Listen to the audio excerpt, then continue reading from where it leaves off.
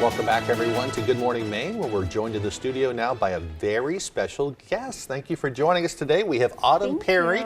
You are Mrs. Maine for 2023. I am the USOA Mrs. Maine for 2023. Yeah. When did this all happen? Did they just have the pageant recently? Yes, in October, the beginning of October. Yeah. So how does it feel? You said that this is just something you wanted to try. You didn't like grow up in the pageants or anything. I did not. This is my very first pageant experience. I took it out of a whim and pushed myself to do it. I do once a year push myself to do one thing that sets me out of my comfort zone, and this was it. And this was my outcome. And I went into it not wanting any sort of winning outcome, and I'm so glad I did it. It's an out-of-body experience, and what a challenge just to try something. I mean, you're up in front of all those people. Now you really are kind of like an ambassador for Maine. You have to travel around. Absolutely. And it's amazing. I've met so many great people, unbelievable people that are just life-changing, inspiring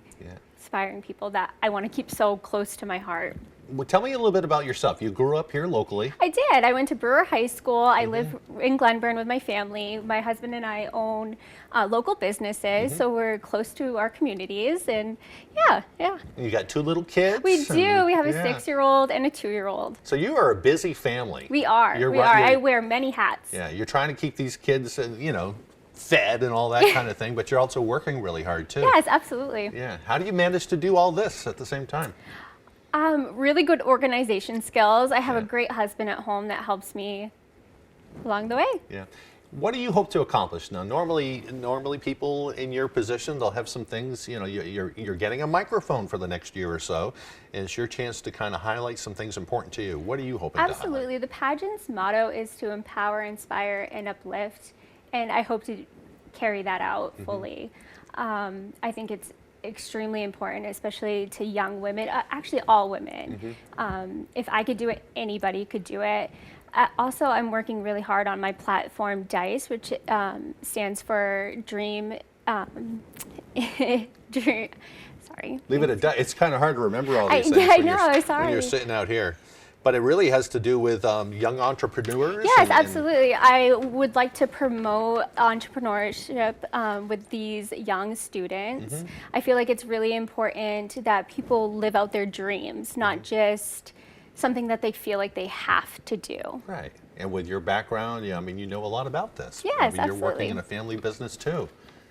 Well, that's fantastic. What would you say if there's some little girls out there watching this, dreaming about doing this kind of thing someday? I say go for it. Absolutely go for it. Don't even think about it. Just go for it.